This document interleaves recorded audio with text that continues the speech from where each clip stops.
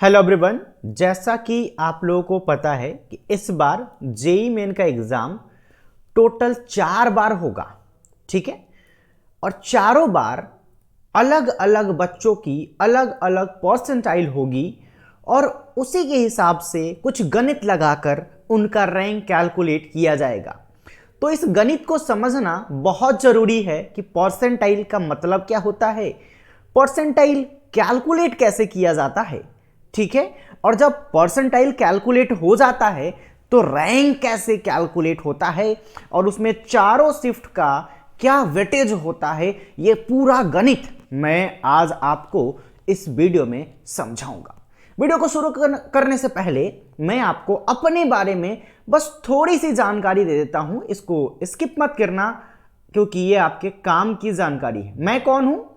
मेरा नाम विजेंद्र कुमार है और मैंने एनआईटी हमीरपुर से बीटेक और एमटेक कंप्लीट किया है।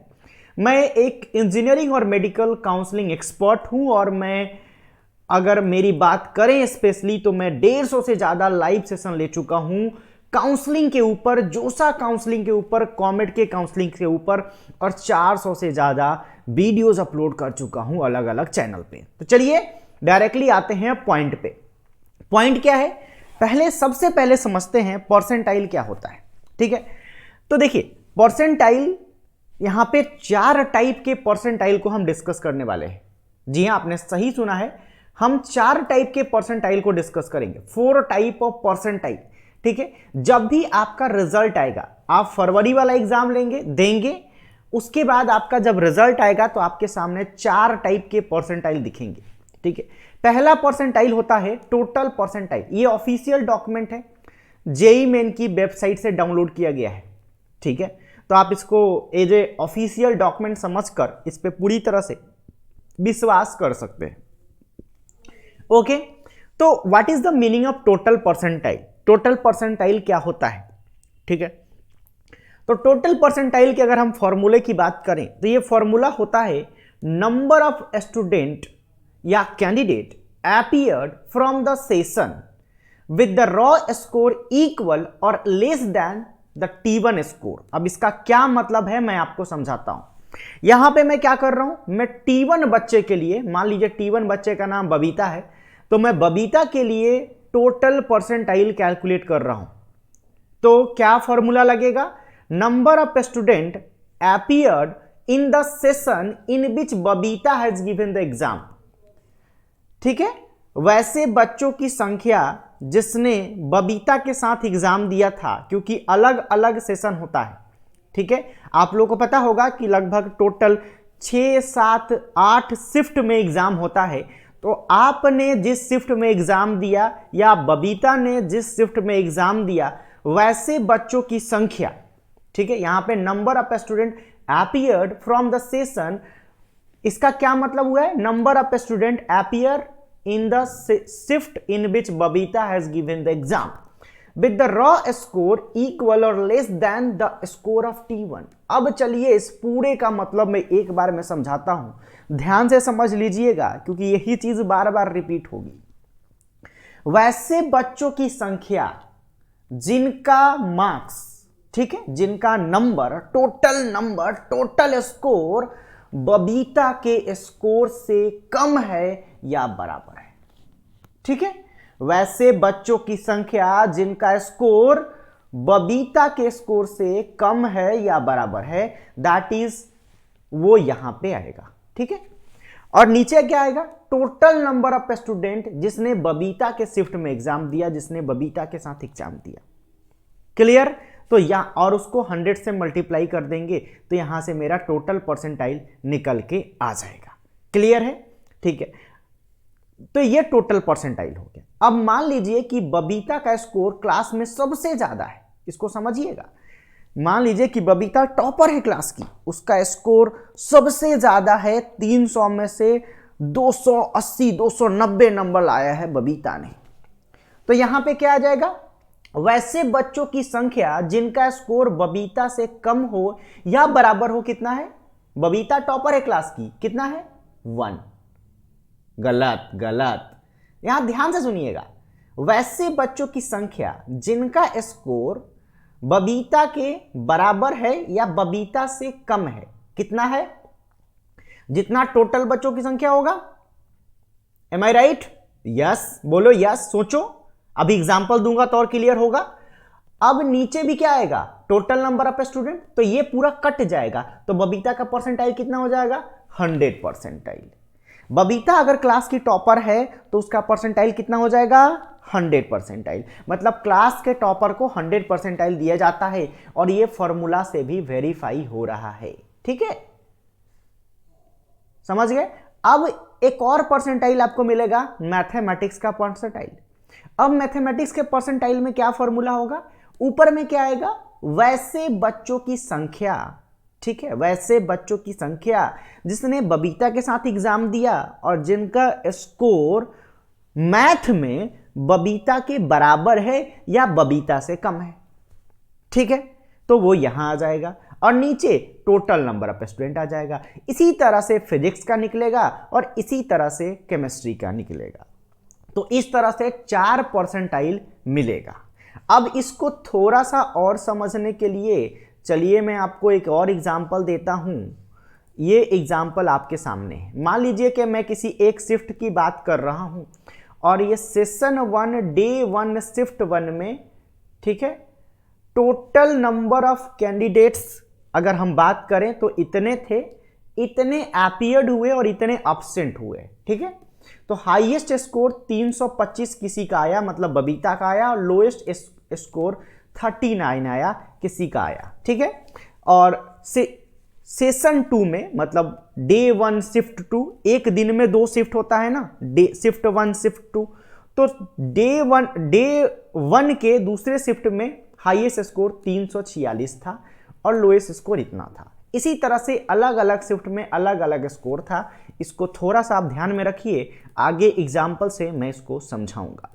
ठीक है, अब मान लीजिए कि मुझे परसेंटाइल कैलकुलेट करना है सेशन 1 के बच्चे को, मतलब बबीता का। ठीक है, 325 नंबर लाने वाले, देखिए 335 नंबर लाने वाले, 335 नंबर लाने वाले इस बच्चे का मुझे परसेंटाइल कैलकुलेट करना है। तो कैसे करूंगा? यहां फॉर्मूला से देखिएगा। ठीक है, 325, तो कैंडिडेट हु स्कोर्ड इक्वल और less than the highest score कितने हैं? इतने। अब ये कहां से आया? 28012।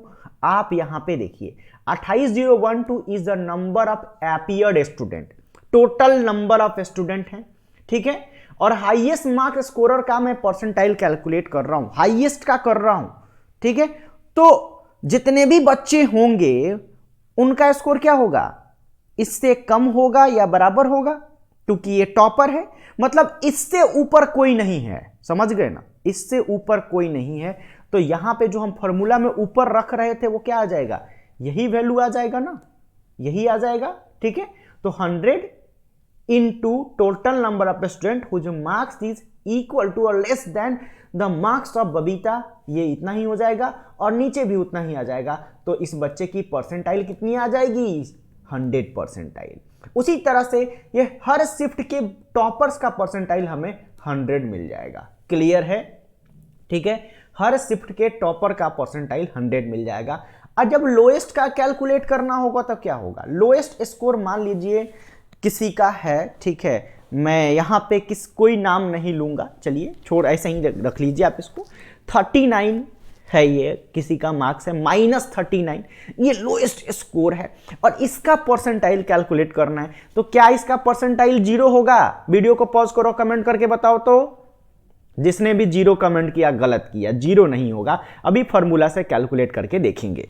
ठीक है, तो टोटल नंबर ऑफ कैंडिडेट कितने हैं? इतने। ठीक है, और मुझे फॉर्मूला में ऊपर में क्या रखना है बताओ? Number of student whose marks is less than और इक्वल टू दिस कैंडिडेट। ठीक है, तो ये तो सबसे लोएस्ट है, तो इससे कम किसी का नहीं है, लेकिन इसके बराबर तो एक है ना, वही लड़का है। ठीक है, तो क्या हो गया? इसका वैल्यू 1 आ गया, तो ऊपर में मेरा यहां पे 1 आ जाएगा। इसको देखो, जूम करके दिखा रहा हूं, ऊपर में यहां पे 1 आ जाएगा और नीचे में टोटल नंबर ऑफ स्टूडेंट की संख्या आ जाएगी। कैलकुलेट करोगे तो इतना आएगा, ये 0 नहीं है। ठीक है, उसी तरह से हर शिफ्ट के जो नीचे से टॉपर होंगे उनका परसेंटाइल लोएस्ट आएगा, जो ऊपर से टॉपर होंगे उनका परसेंटाइल हाईएस्ट आएगा, 100 परसेंटाइल आएगा। तो इस तरह से परसेंटाइल कैलकुलेट किया जाता है और इसी तरह से हम मैथमेटिक्स का, फिजिक्स का कैलकुलेट कर सकते हैं। ओके, समझ गए आप मेरी बात आसानी से? Okay okay okay. अब मान लो कि किसी बच्चे का, सबिता का स्कोर 331 है, ठीक है, वो टॉपर नहीं है, मान लो वो टॉपर नहीं है, ठीक है, अगर सिंपल मतलब यहां पे छोड़ दो तुम, वो टॉपर नहीं है, मान लो कि उससे ऊपर दो बच्चे हैं, उससे ऊपर दो बच्चे हैं, वो तीसरे नंबर पे है, ठीक है, तो हम क्या फॉर्मूला लगा देंगे? वही वैसे बच्चों की संख्या जिनका स्कोर सबिता के बराबर हो या सबिता से कम हो, ठीक है, divided by total number of student और 100 से मल्टीप्लाई कर देंगे, हमारा परसेंटाइल आ जाएगा। अब यहां एक बच्चे की परसेंटाइल कैलकुलेट कर रहे हैं जिसका स्कोर 121 नंबर आया है, सपोज करो 121 नंबर आया है, तो देखते हैं कितना परसेंटाइल आता है। ठीक है, 121 नंबर है। ओके, तो अब 121 है और नंबर ऑफ कैंडिडेट्स कितने हैं? 77। Indicate that the amongst those appeared, और कैलकुलेट किया गया फॉर्मूले से, तो इसका परसेंटाइल इतना आया। अब इतना कैसे आया ये समझिए। अब देखिए, ये थे टोटल नंबर ऑफ स्टूडेंट 41,326। 41,326 क्या? 41,326 क्या थे? Total number of student appeared in the exam. और ये क्या नंबर है? वैसे बच्चों की संख्या जिनका मार्क्स या तो 121 है या 121 से कम है। ठीक है, और फॉर्मूला लगाया गया तो परसेंटाइल इतना आ गया। तो अलग अलग बच्चे जो अलग अलग शिफ्ट में एग्जाम देंगे उनका अलग अलग परसेंटाइल आएगा, और इसी तरह से हम मैथमेटिक्स, फिजिक्स, केमिस्ट्री का भी परसेंटाइल निकालेंगे। अब बात करते हैं कि हम कैसे कैलकुलेट करेंगे क्या? रैंक। एक सेशन का एग्जाम हो गया पूरा, मतलब फरवरी वाला एग्जाम सारा कंडक्ट हो गया। टोटल बात करें तो 8 बार एग्जाम हुआ और अलग अलग बच्चे का अलग अलग परसेंटाइल आया। तो फरवरी वाला एग्जाम खत्म हो गया। तो जब फरवरी वाला एग्जाम खत्म हो जाएगा तो क्या सीन होगा, क्या सिनेरियो होगा, हम आपको बताते हैं।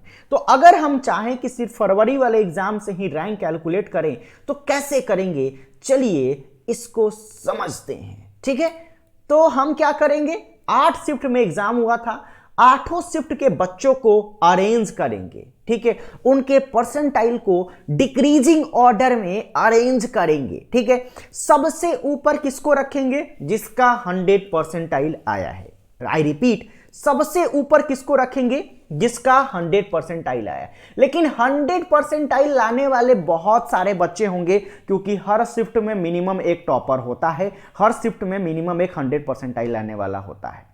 ठीक है, 100 परसेंटाइल एज ए टोटल। ठीक है, तो जितने भी 100 परसेंटाइल वाले होंगे वो सबसे ऊपर रहेंगे। तो अगर मान लीजिए कि ऐसे 10 बच्चे हैं जिनका परसेंटाइल बराबर है, 100 परसेंटाइल है, तो क्या करेंगे? तो अगर उनका टोटल परसेंटाइल बराबर है तो उनका देखा जाएगा मैथमेटिक्स का परसेंटाइल पहले। ठीक है, अगर मैथमेटिक्स का भी परसेंटाइल बराबर हो गया तो फिजिक्स का देखा जाएगा, फिजिक्स का भी बराबर हो गया तो केमिस्ट्री का देखा जाएगा। ठीक है, अगर तीनों बराबर हो गया तो एज देखा जाएगा। जिस कैंडिडेट का एज ज्यादा होगा, आई रिपीट, जिस कैंडिडेट का एज ज्यादा होगा उसकी रैंकिंग हायर की जाएगी। मान लीजिए 2 बच्चे हैं, ठीक है, बबीता और राहुल। ठीक है, और राहुल और बबीता इतने ज्यादा एक दूसरे को कंपटीशन दे रहे हैं कि उनका टोटल परसेंटाइल भी बराबर है, मैथमेटिक्स वाला भी बराबर है, फिजिक्स वाला भी बराबर है, केमिस्ट्री वाला भी बराबर है। अरे वाह, अब क्या करेंगे? तीनों चारों परसेंटाइल बराबर है, तो उनमें से हायर रैंकिंग किसको देंगे? जिसकी एज ज्यादा होगी। ठीक है, अगर मान लो मैंने क्या नाम लिया था, एक तो बबीता लिया था, राहुल, मान लो राहुल की एज ज्यादा है तो राहुल को रैंक 1 दे दिया जाएगा। यहां पे थोड़ा सा कंट्रोवर्सी आता है कि भैया जिसकी एज कम है उसको ज्यादा देना चाहिए था ना। अगर बबीता की एज कम है तो बबीता ने कम उम्र में ही राहुल को टक्कर दिया है, तो यहाँ पे बबीता को रैंक 1 देना चाहिए था, लेकिन ऐसा नहीं होता है। ये रूल जो मैं बता रहा हूं उस तरीके से होता है। आप लोगों को पता होगा कि इस साल एक बार नीट में 2 बच्चों का 720 में 720 आया था, एक लड़का था एक लड़की था, लेकिन लड़की रैंक 2 थी और लड़का रैंक 1 था, क्योंकि लड़के की एज ज्यादा थी। ठीक है, तो जिसकी एज ज्यादा होगी उसको हायर रैंकिंग दिया जाता है। ठीक है, तो इस तरह से करके मतलब जो भी 100 परसेंटाइल वाले होंगे, बराबर वाले होंगे, उनको सजा दिया गया। देखिए देखिए, जैसे यहाँ पे इसका भी 100 परसेंटाइल है, इसका भी 100 परसेंटाइल है, लेकिन अब इन दोनों का मैथ भी बराबर है। देखिए दोनों का मैथ भी बराबर, लेकिन फिजिक्स में पहला वाला जीत गया तो ये रैंक 1 चला जाएगा ना। ठीक है, यहीं पे रैंक 1 चला गया। अब देखिए इन 2 बच्चों में देखते हैं, किसमें, इसमें और इसमें। ठीक है, तो इसका भी 100 है, इसका भी 100 है टोटल परसेंटाइल, लेकिन इसका मैथ वाला ज्यादा है, तो ये यहीं पे जीत गया, रैंक 2 इसको मिल गया। ठीक है, अब चलिए मैं आपको दिखाता हूं, इन 2 बच्चों की बात कर लेते हैं। ठीक है, इन 2 बच्चों की बात करते हैं, इन 2 बच्चों की बात करते हैं। तो यहां पे देखिए इन दोनों का टोटल परसेंटाइल बराबर है। ठीक है, अगर हम बात करेंगे मैथ की परसेंटाइल की, ठीक है, मैथ की परसेंटाइल की बात करेंगे तो इसका 99.99032909 है और इसका कम है, तो ये यहीं पे जीत गया। तो ये विनिंग वाला कॉन्सेप्ट आप समझ रहे हैं। ठीक है, पहले टोटल देखेंगे, फिर मैथ वाला देखेंगे, फिर फिजिक्स वाला देखेंगे, फिर केमिस्ट्री वाला देखेंगे और बाद में डेट ऑफ बर्थ देखेंगे। तो इस तरह से करके फरवरी वाले के बाद, आफ्टर फरवरी वाला एग्जाम, हम रैंक लिस्ट तैयार कर लेंगे। ठीक है, लेकिन इस रैंक लिस्ट की कोई सिग्निफिकेंस नहीं होगी, क्योंकि अभी और भी 4 बार एग्जाम होने हैं। ठीक है, मतलब एनटीए चाहे तो फरवरी वाले एग्जाम के बाद भी एक रैंक लिस्ट जारी कर सकता है, लेकिन उसका कोई वैल्यू नहीं होगा। ठीक है, क्योंकि आप लोगों को पता होगा कि जब आप फरवरी वाला दे देंगे, उसके बाद जब मार्च वाला देंगे, अप्रैल वाला देंगे, मई वाला देंगे, चारों में से जो परसेंटाइल आपका, जिसमें ज्यादा परसेंटाइल आएगा टोटल परसेंटाइल, उसको कंसीडर किया जाएगा आपके रैंक के प्रिपरेशन के लिए। ठीक है, लेकिन एनटीए अपना काम ऐसे करते रहेगा, वो एक रैंक बना चुका होगा लेकिन डिस्प्ले नहीं करेगा। आगे बढ़ते हैं। अब इसी तरह से मान लीजिए ये एक रैंक लिस्ट बन गया फरवरी वाले के लिए, फिर एक रैंक लिस्ट बन जाएगा किसके लिए, मार्च वाले के लिए, फिर एक अप्रैल वाले के लिए, फिर एक मई वाले के लिए। ठीक है, फिर जब चारों शिफ्ट का एग्जाम हो जाएगा, उसी में से कुछ बच्चे होंगे जो फरवरी वाला नहीं देंगे, डायरेक्ट मई वाला देंगे, या मार्च और मई वाला देंगे। ठीक है, अप्रैल वाला नहीं देंगे। तो चाहे आप 1 दें, 2 दें, 3 दें, 4 दें, कोई भी दें, मैं तो सजेस्ट करता हूं सब दें। ठीक है, आपका परसेंटाइल जिसमें ज्यादा आएगा उसको आपके रैंक के लिए यूज किया जाएगा। ठीक है, तो जब चारों बार एग्जाम हो जाएगा, सारे बच्चे एग्जाम दे देंगे, तो फिर से वही काम किया जाएगा जो मैं थोड़ी देर पहले बता रहा था। सबसे पहले सारे 100 परसेंटाइल वाले को अलग किया जाएगा और उनकी रैंकिंग बनाई जाएगी। मान लीजिए कि आपका नाम क्या है, आपका नाम कविता है। ठीक है, मान लीजिए आपका नाम कविता है और आपका फरवरी वाले में परसेंटाइल आया 85 पॉइंट समथिंग, मार्च वाले में आया 96। ठीक है, और अप्रैल वाले में आपने 4 दिया और 98 ला दिया। ठीक है, अरे बा, लेकिन मई वाले में आप कहीं गलत जगह फंस गए थे, आप टॉपर मतलब 98 आ गया तो ज्यादा खुशी हो गई, और अप्रैल से मई वाले टाइम में आपने पढ़ाई नहीं किया तो आपका परसेंटाइल मई वाले में फिर से खराब होके आ गया 76। तो आपका कौन सा परसेंटाइल आपके रैंक के लिए यूज किया जाएगा, कौन सा किया जाएगा, अप्रैल वाला जिसमें आपने 98 लाया था। तो 98 वाले के बेसिस पर आपका रैंक निकाला जाएगा। ठीक है, समझ गए। तो इसी तरह से करके सारे बच्चों का फाइनल एक निकाला जाएगा। जैसे अगर 2 का एग्जांपल लें, जब 2 बार एग्जाम होता था, तो मान लीजिए कोई बच्चा है जिसका फर्स्ट अटेम्प्ट में 99.86 परसेंटाइल आया और सेकेंड में 99.87 आया, तो अब इसको यूज किया जाएगा किसके लिए, रैंक कैलकुलेट करने के लिए। ठीक है, और ये सारे परसेंटाइल, ये देखिए यहां पे, ये फाइनल कंपाइलेशन के लिए ये परसेंटाइल यूज किया जाएगा। ठीक है, इसके चारों परसेंटाइल यहां पर आ गए। ओके, समझ गए आप मेरी बात को। ठीक है, अब यहाँ पे एक बहुत बड़ा कंफ्यूजन और बच्चों के दिमाग में आता है कि मान लीजिए टोटल परसेंटाइल मेरा अप्रैल वाले में ज्यादा आया, ठीक है, लेकिन मेरा फरवरी वाले में मैथ में 100 परसेंटाइल आया था, तो उससे कुछ नहीं होगा, ठीक है। जो जिसका टोटल लिया जाएगा उसी का मैथ वाला लिया जाएगा, उसी का फिजिक्स वाला लिया जाएगा, उसी का केमिस्ट्री वाला लिया जाएगा, ठीक है। आपका जिस शिफ्ट का टोटल ज्यादा होगा उसी का सब लिया जाएगा। ओके, समझ गए। जैसे यहाँ पे आप देख सकते हैं फॉर एग्जाम्पल कि इस बच्चे का यहाँ पे फर्स्ट अटेम्प्ट में फिजिक्स में 99.73 है, लेकिन सेकेंड अटेम्प्ट में फिजिक्स में कम है, लेकिन फाइनल कौन लिया जाएगा? सेकेंड वाला ही लिया जाएगा, क्योंकि सेकेंड में इसका टोटल ज्यादा है। तो मेन इज टोटल, ठीक है। आपका जिसमें टोटल ज्यादा होगा वही परसेंटाइल यूज किया जाएगा, और उसी अटेम्प्ट का आपका मैथ, फिजिक्स और केमिस्ट्री का परसेंटाइल यूज किया जाएगा आपके रैंक को कैलकुलेट करने के लिए।